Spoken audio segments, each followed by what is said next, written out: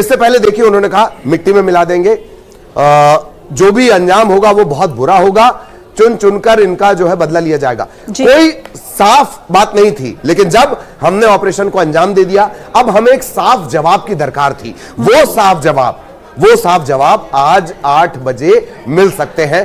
तमाम सवालों के जवाब मिल सकते हैं। कैसे? अभी तक सिर्फ ये कहा गया ना, डायलॉग्स में कहा गया कि उधर से गोली आए, इधर से गोला दाग दो। ये डायलॉग्स में बात चल रही थी।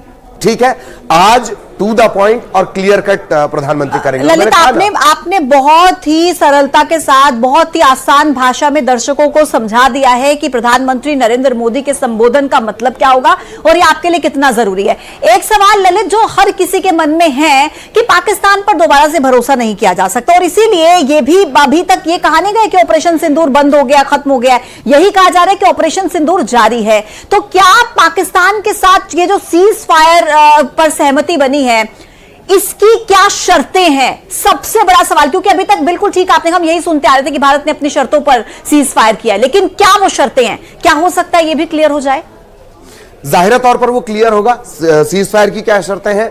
अब तक जो जानकारियां दी गई, जो ऑन रिकॉर्ड है, जो सेना की तरफ से जानकारी दी गई कि भाई डीजीएमओ लेवल पर वहां से फोन आता है, वहां से कहा जाता है सीज फायर, किसी तरह का हमला नहीं होगा। ये जो अब तक ऑन रिकॉर्ड बात है, यही सब कही गई है। ठीक, उसके बावजूद ये कहा गया कि ऑपरेशन सिंदूर जारी रहेगा, हम अपने टारगेट को अचीव करेंगे, या हमारी सेनाएं पूरी तरह से तैयार है।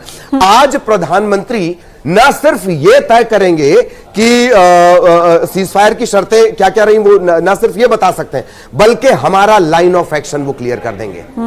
वो हमारा लाइन ऑफ एक्शन, भारत का लाइन ऑफ एक्शन तय हो जाएगा, और यह भी तय हो जाएगा कि भारत अब पुराना भारत नहीं है जी। आप छेड़ेंगे तो हम छोड़ेंगे नहीं, और इस बार छोड़ेंगे नहीं, अंदर घुसकर मारेंगे। हाँ। वो क्लैरिटी आज आ जाएगी, इस पूरे देश को वो क्लैरिटी आ जाएगी। देश के प्रधानमंत्री इस बात को कहें, राष्ट्र को संबोधित करते हुए कहें, तो उनकी बात का वजन कितना होगा, और जो 140 करोड़ देशवासी हैं उनके दिल में ठंडक कितनी पहुंचेगी, तसल्ली कितनी होगी, और उन शब्दों पर भरोसा कितना होगा, ये आप अपने शब्दों में समझाइएगा ललित।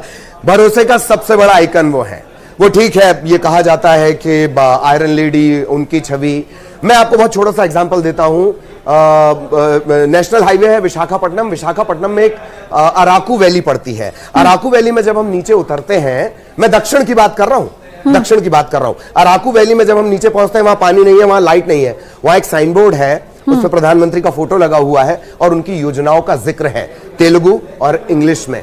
ये लोकप्रियता है जो बॉटम टू टॉप लोगों को सीधे प्रभावित करती है।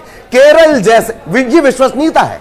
हाँ। केरल जैसे वामपंथ के खेमे में कोई अगर भगवा ध्वज गाड़ रहा है, ये भरोसा है। ये भरोसा किसके दम पे? ये उस चेहरे के दम पे। आप एक बात बताइए, आज तक हमने देखा है कि कोई राष्ट्राध्यक्ष दूसरे राष्ट्राध्यक्ष के पैर पड़ ले? हमारी संस्कृति का कोई सम्मान इस कदर करे कि वो एक राष्ट्राध्यक्ष दूसरे के, यानी प्रधानमंत्री मोदी के पैर पड़ ले? ये भरोसा है।